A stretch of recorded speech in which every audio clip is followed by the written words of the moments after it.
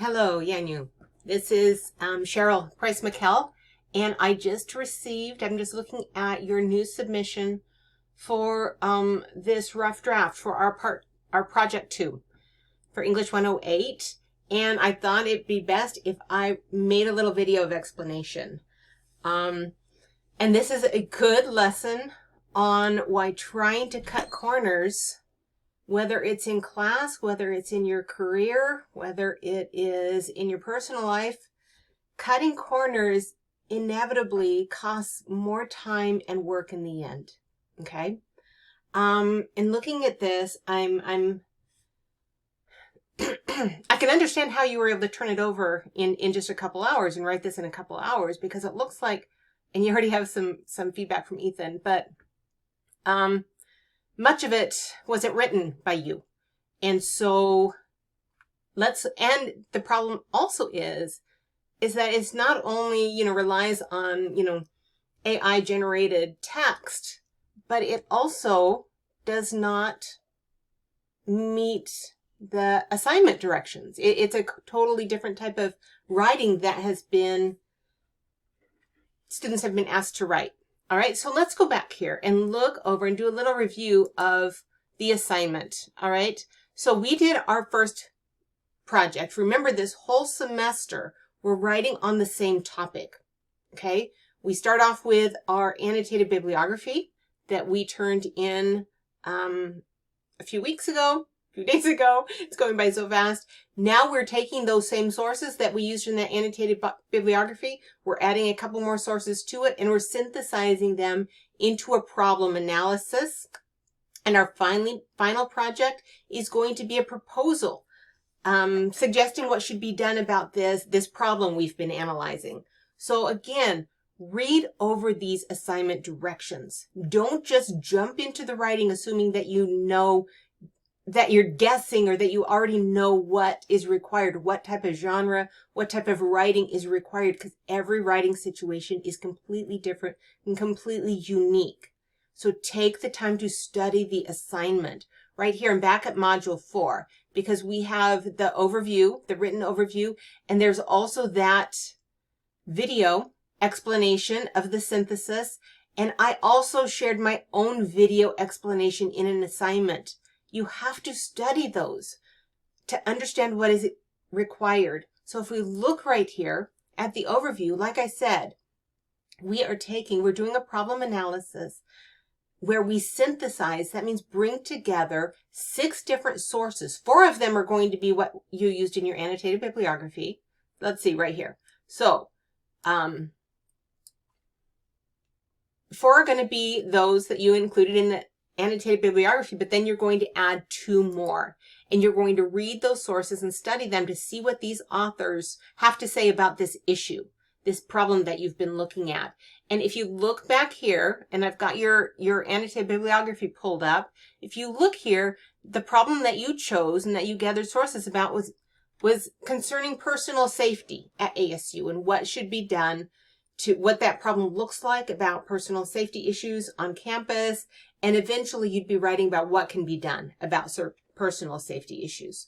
All right. And so if you go back here, you are bringing in those sources and you are synthesizing them to kind of report to your audience what this problem looks like. So part 2, we're not sharing an argument.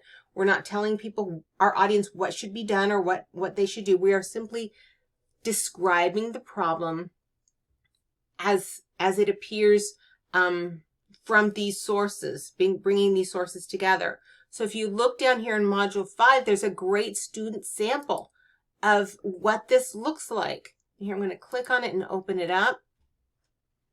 And you can see on this student example, and the student's voice is here, okay? It's not completely reliant on the sources. They have their own introduction that establishes the problem, lets the audience, the reader, know what the problem is, and includes a thesis right there on what the problem looks like. And then it goes to those sources. It introduces the sources. So we've got, ASU, the facts and figures report on the ASU website. We've got down here, we've got an article, parking and transit services. Right here, we've got a Reddit user, on Familiar Yogurt Post, who talks about ASU parking.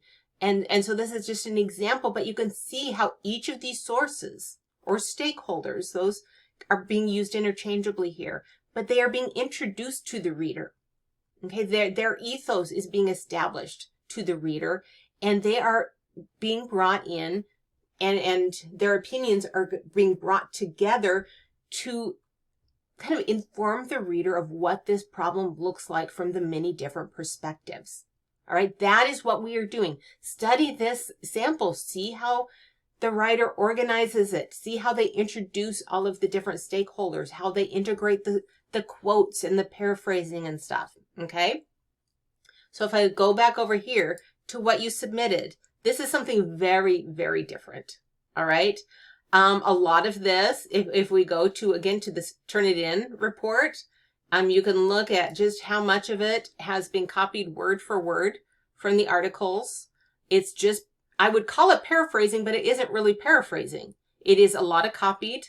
A lot of it seems to be AI generated, and it isn't doing what the assignment asks it to do. If you look at here, and you've changed this is about microloans. It's not about personal safety on campus, and it needs to be about that same topic. That's part of the assignment.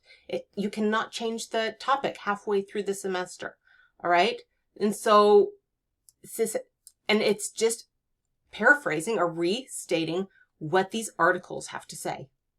Okay, that's not what we're doing here. That's not, and it includes even the methods section, the findings section, which is absolutely not relevant to what we are doing here. And it is obvious that this wasn't, written by you. It was generated somehow, and it is, and copied and pasted, and it's just not what this assignment is asking us to do.